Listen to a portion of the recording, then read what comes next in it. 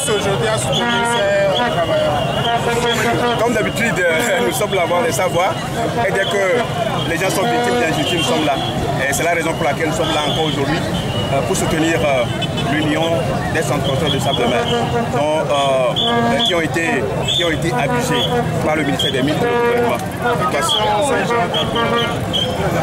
Vous savez, c'est des gens qui exploitaient le site marin. Et depuis qu'il y a eu les travaux pour la construction du troisième quai, ils ont été expulsés. Et raison pour laquelle ils devaient être dédommagés par le gouvernement et par la société qui occupe aujourd'hui les lieux. Il y avait eu beaucoup d'accords, beaucoup de promesses, beaucoup de commissions, mais malheureusement jusqu'au jour d'aujourd'hui, rien n'est fait. Et lors de la remise des travaux du quai, le chef de l'État a fait sortir un mot comme quoi le gouvernement a fait des efforts énormes pour mettre à l'aise les transporteurs des sables de mer.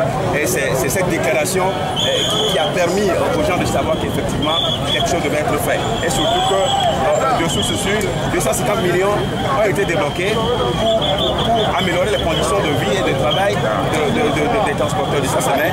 Mais jusqu'au jour d'aujourd'hui, ils ne savent pas comment la somme a été gérée. Donc je crois quand même que quelque part il y a de la corruption, quelque part il y a de la mauvaise volonté.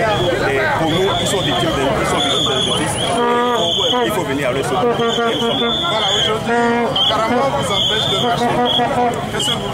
Non, le Togo, c'est un pays atypique. C'est un pays où, écoutez, aujourd'hui, je suis remonté. Vous avez constaté que j'étais remonté contre les forces de sécurité parce que le courrier réponse à notre déclaration de manifestation a été positif. On nous a dit de prendre des mesures pour organiser la manifestation du colonne de la paix jusqu'au ministère des Mines.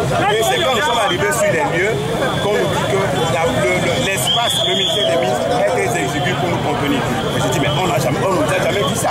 Et c'est une atteinte à la liberté de manifestation. Et je crois que mon pays va très mal. Mon pays va très mal. La liberté, elle est où? Si on nous ôte la liberté de manifester, la liberté de nous exprimer, ben je crois que le Togo n'est plus le pays. Le chef de l'État est parti à Paris pour marcher, comme il est Charlie, donc c'est la liberté. Aujourd'hui, où est la liberté d'expression? Où est la liberté d'expression? En tout cas, je pense que cette affaire, c'est vrai qu'aujourd'hui, la mobilisation que vous avez vue,